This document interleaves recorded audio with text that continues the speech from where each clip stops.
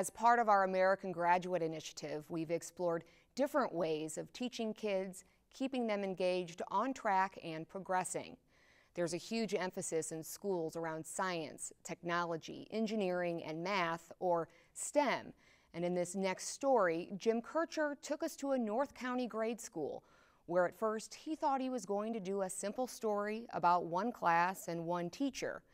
But he found science everywhere he looked, and kids having fun learning. Okay, I want you and your opponent to take turns, turn on the flashlight, and just kind of move. Tanya Brown's a science teacher, and we didn't just pick her at random. She's this year's Monsanto Science Teacher of the Year. We first met her at the Academy of Science Awards dinner. So I'm a fourth and fifth grade science teacher at Cool Valley Elementary School in the Ferguson-Florissant School District. So I teach science to 60 students. Of course, we wanted to see her in action. So we went to Cool Valley School, and she was leading her class in an activity focusing on shadows. What do you need to do? And look at your hand. What do you need to do in order to... Now, she teaches science to 4th and 5th graders every day.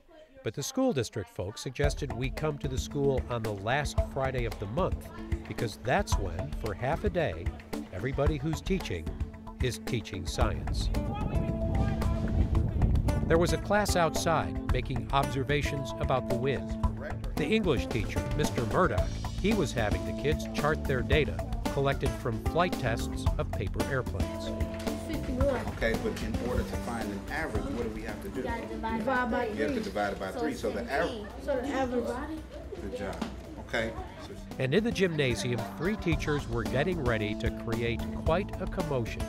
Again, this is not what you would usually find them doing. No, not at all. I am the music teacher. And I'm the PE teacher. Art teacher. These were the little kids coming in for a demonstration, and you might have already guessed there's going to be some kind of an eruption from the bottles and from the kids. All right, here we go. We gotta watch scientists.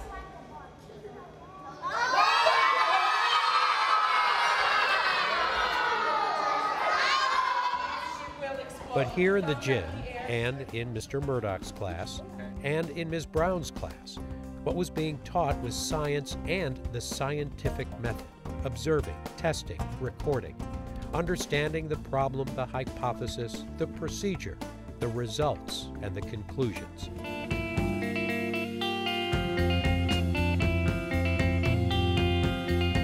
These students are participating in a Teen Science Cafe. It's a part of the Academy of Science, a nonprofit organization, and their mission is to promote the public understanding of science, and recently began focusing their efforts on teens. Because we feel that if you get them at middle school, then they will really embrace science and start pursuing it later on in life.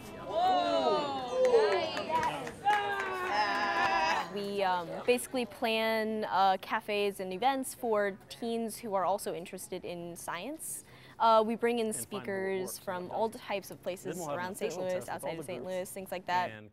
Today we're at Boeing, and we're going to be studying aerospace engineering with middle and high school students and an engineer from Boeing. They're not deflected at the same time. You just go back and forth to try to balance out the role for the aircraft. They're learning about flight and how to build an airplane under budget from Mitch Pace, a mass properties engineer at Boeing.